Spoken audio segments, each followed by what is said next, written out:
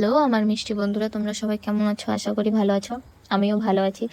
আজকে নতুন ভিডিও নিয়ে আবার চলে আসলাম তোমাদের সাথে। আজকে ভিডিওটা পুরোপুরি শেয়ার করব, পুরোপুরি রান্নার ভিডিও, সেটা শেয়ার করব তোমাদের সাথে। গল্প করতে করতে আজকে রান্নাটা আমি কমপ্লিট করব। তো যাই হোক, শুরু করছি আজকের ভিডিও। জানো, আমি সাধারণ রান্না, ঘরোয়া রান্নাই করতে বেশি পছন্দ করি। তো এরকম রান্না আমার ভালো লাগে, খেতেও ভালো লাগে, আর সময়ও তাড়াতাড়ি পার হয়ে যায়, বেশি সময়ও লাগে না রান্না করতে। তাই এসব রান্নাই করতে আমার সত্যিকারে ভালো লাগে।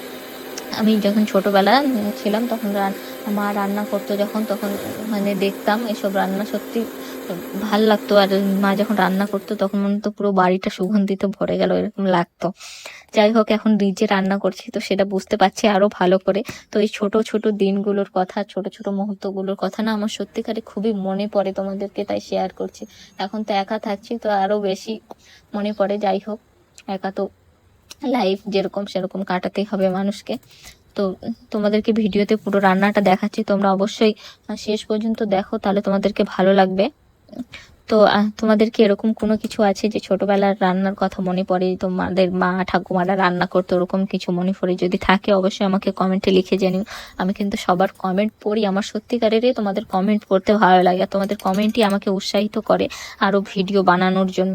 তো আমি রান্না করতেও ভালোবাসি। জানো, আমি যখন রান্না করি, তোমাদেরকে বলি, আমি যখন রান্না করি তখন গান শুনতে শুনতে রান্না করি, কারণ আমার গান শুনতে শুনতে রান্না করতে খুবই ভালো লাগে। আর কোনো টাইমে আবার করি না, কোনো টাইমে কোনো কিছু ভাবি যে কেমন ভিডিও দিব তোমাদেরকে, কেমন ভিডিও দিলে ভালো হবে। আর তোমাদের গল্প থেকেও আমি অনেক অনেক আইডিয়া পাই যে কেমন ভিডিও বানাতে পারি। আর কোনো টাইমে শান্ত কিছু ভাবি, কারণ মানুষ মানেই শান্ত থাকা মানেই মানুষের মধ্যে কিছু চিন্তা ভাবনা তো আসবেই। তো কিছু ভাবি ওরকম কিছু। তো সবসময় সব কিছু সমান হয় না, সব কিছু আলাদা রকমেরই হয়। যাই হোক, আজকের রেসিপিটা পুরোপুরি ঘরোয়াভাবে শুরু করছি। এই যে দেখো, লঙ্কা টঙ্কা সব কিছু, লঙ্কা দিয়ে দিলাম, এবার মশলা টশলা পেঁয়াজ দিয়ে দেবো। এই পেঁয়াজটা যখন দিই না তেলের মধ্যে, তখন একটু পেঁয়াজের যে গন্ধ, সুগন্ধিটা আসে, তো খুবই ভালো লাগে। আমার মনটাকে একদম পুরো মনে করে পুরো রান্নাঘর পুরোটা একদম সেই মনে হয় সুগন্ধিতে ভরে গেল, এরকম লাগে। যাই হোক, নিজের হাতে রান্না করি তো এখন ভালোই লাগে আমার। রান্না করতে আমার খুব খারাপ একটা লাগে না, ভালো লাগে।